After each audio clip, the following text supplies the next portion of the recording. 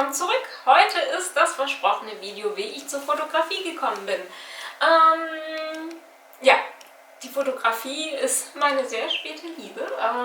Ich hatte früher, als ich jünger war, nie was mit der Fotografie am Hut. Also ich habe selber nie fotografiert. Ich hatte mir mal verschiedene Ausstellungen angeguckt von Ellen van Antwerp und war auch in der von Peter Lindbergh. Die hat mir super gut gefallen, die Untold Stories.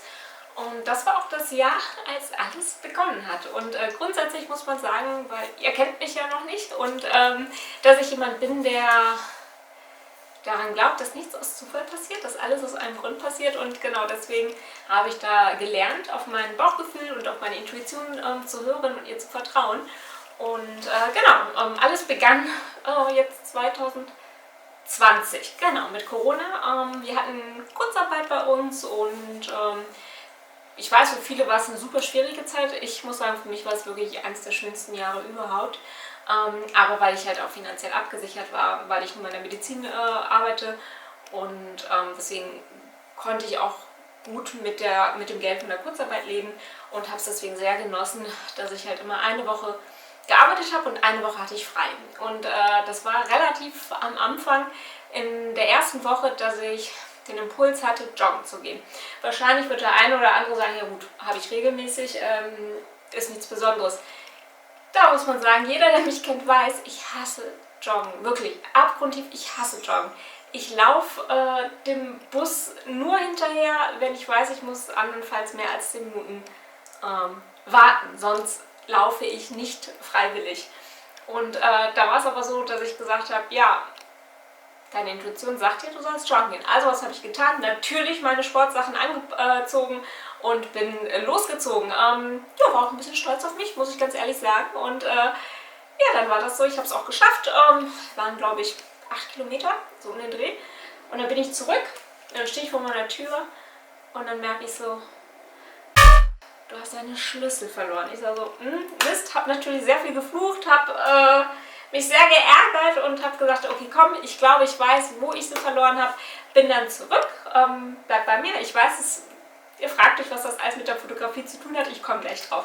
Auf jeden Fall bin ich zurück zu der Stelle, habe die Schlüssel nicht gefunden. Und zwar war der erste Tag der Kurzarbeit und dann habe ich gedacht, komm, du musst diese Schlüssel finden. Du hast jetzt keinen Bock, alles neu zu machen und bin dann quasi jeden Tag die Strecke im Park abgelaufen, ganz aufmerksam. Habe wirklich den Boden abgesucht, mich umgesehen und dabei halt total coole Sachen entdeckt.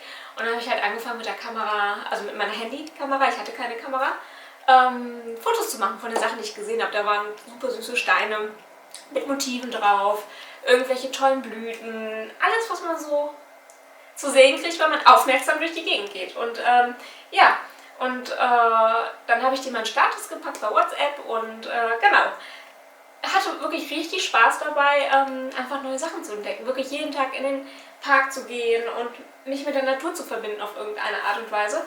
Und habe dann angefangen auch zu wandern. Ich war dann mit meiner Schwester und ihrem damaligen Lebensgefährten wandern und ja, habe dann mit dem Handy halt immer die Fotos gemacht. Und dann wurde ich darauf angesprochen, dass ich super schöne Fotos mit dem Handy mache, dass ich da irgendwie ein fotografisches Auge hatte und mir hat es irgendwie auch gefallen. Ich hatte Freude daran, die Fotos irgendwie schön zu gestalten. Ich blende euch vermutlich irgendwo, ich weiß nicht, hier, da, irgendwo ein paar von den Handyfotos an, die ich damals gemacht habe. Und habe dann so Streifzüge durch meine Nachbarschaft gemacht und die fotografisch festgehalten. Und irgendwann kam der Punkt, da ich gesagt habe, boah, du willst die Fotos noch besser gestalten. Dann habe ich mir auch ein Buch geholt über Smartphone-Fotografie oder eine Bücherei ausgeliehen, ich weiß es nicht mehr.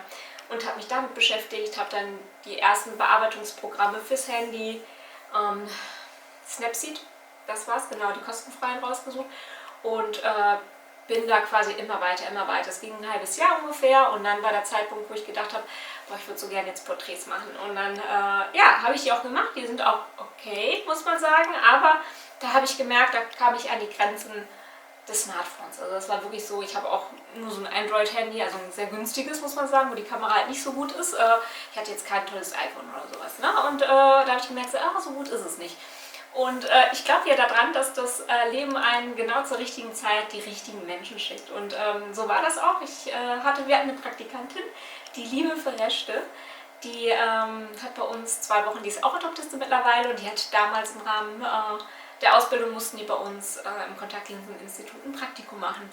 Und wir haben uns unterhalten und die Verreschung fotografiert auch und die hatte auch schon Porträt-Shootings zu der Zeit gemacht. Und das war ja genau das, wo ich hin wollte. Und dann habe ich gesagt so, wow, wir haben uns unterhalten, haben direkt zusammen connected. Das ist wirklich, ja, das war richtig toll. Also Verreschte und ich sind immer noch sehr gut befreundet. Die gehört mit zu meinen engsten Freunden mittlerweile. Die werdet ihr auch in diesem Kanal bestimmt das eine oder andere Mal sehen. Und genau, dann haben wir uns total ausgetauscht und sie hat gesagt, weißt du was, ich würde dich total gerne fotografieren. Und dann habe ich gesagt, komm, machst du mit, weil ich auch gerne sehen wollte, wie das vonstatten geht, wie das alles passiert bei den Porträt-Shootings. Und habe mich dann sozusagen das erste Mal vor die Kamera getraut und Verreschte ist halt super. Es hat Spaß gemacht und ich konnte mir das alles angucken. Und die Verreschte hatte damals einen Canon 50 und dann habe ich auch gedacht, boah, ich möchte eine Kamera. Ich möchte halt schon bessere Bilder machen. Und, aber mich hat es halt gescheut, dass Kameras halt sehr teuer sind. Also aus der heutigen Sicht weiß ich, das ist jetzt nicht so teuer, aber damals, wenn man gerade mit dem Handy fotografiert hat, hat eine Investition von, was ich, ne, 4, 5, 6, 700 Euro ist natürlich viel Geld. Ne? Mir war klar, ich will nicht direkt ein Vollformat, eine große Kamera. Erstmal mich langsam rantasten und genau, und da habe ich mir gedacht, so, nee, das ist so viel Geld, ich weiß nicht und so. Und dann kam der unschlagbare Schnapperle beim Mediamarkt irgendwie für die Kamera, genau die sie auch hat, die eigentlich auch meine Wunschkamera war. Und die war super günstig im Angebot. Irgendwie, ich glaube, 444 Euro. Das ist immer noch fast die, also selbst heute, glaube ich, kostet die noch über 700. Und ich wusste, okay, das ist deine Kamera. Hab die tatsächlich bestellt, die war auch sofort ausverkauft und hab die bekommen. Und und habe dann das erste Porträtshooting mit der lieben Verreschte gemacht. Sie war dann mein erstes Modell und ja, ich zeige euch gleich die Bilder, auch hier irgendwo am Rand.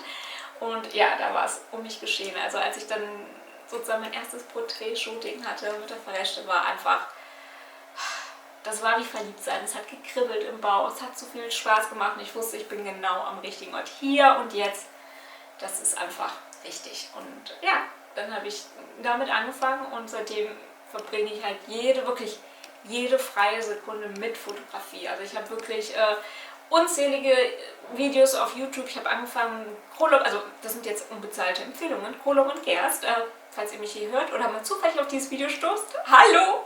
Vielen lieben Dank, dass ihr so tolle Videos kostenfrei zur Verfügung stellt. Die hatten auch so eine Porträtserie, wie man Porträts aufnimmt.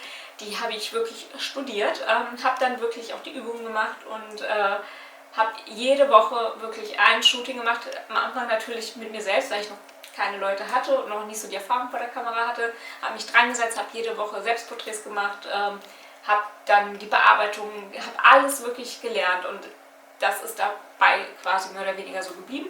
Dann habe ich so, ja, schon wieder sozusagen, es tut mir leid. Und dann habe ich irgendwann dann angefangen, wir schreiben jetzt mittlerweile, also es war Dezember 20, als ich die Kamera gekriegt habe, also Januar, genau. Januar 21, also jetzt vor knapp 2,5 Jahren hatte ich mein erstes Porträtshooting und seitdem halt wirklich sukzessive, fast jede Woche. Also es ist wirklich, ich gehe bis ans Limit, aber ich liebe es, es macht mich einfach so glücklich. Ich fordere viel von mir, aber es gibt mir auch so viel zurück. Genau, und das habe ich gemacht und dann habe ich noch angefangen vor jetzt gut einem Jahr, dass ich durch Zufall auf Produktfotografie gekommen bin, weil durch ein Video von der lieben Stancy Nova, da verlinke ich euch auch gerne in den Kanal, super niedlich, auch so super angenehme Person, also ich habe auch schon bei Instagram mit ihr connected und die ist super toll und dann kam ich auf Produkte und dann habe ich gesagt, das ist ja auch ideal, dann kann man ja super gut Lichtsetzung üben, weil die Produkte ja wunderbar stillhalten. Ja, und so kam ich halt auch zur Produktfotografie. Und ja, das ist die Geschichte, wie ich zur Fotografie gekommen bin. Ich hoffe, euch hat es gefallen. Wenn ihr Fragen habt oder Kommentare, ihr wisst Bescheid. Dafür sind unten die Sektion immer da. Tobt euch aus. Falls ihr Fragen habt, stellt Fragen. Wenn ihr ganz viele Fragen habt, mache ich vielleicht auch mal ein Q&A, dass ich eure Fragen beantworte. Ihr dürft immer alles fragen, was ihr wollt. Ob ich antworte, bleibt ihr mir selber überlassen. Ne? Genau, und denkt dran, das Übliche. abonniert den Kanal, drückt die Glocke und gebt ein Like, wenn euch das Video gefallen hat.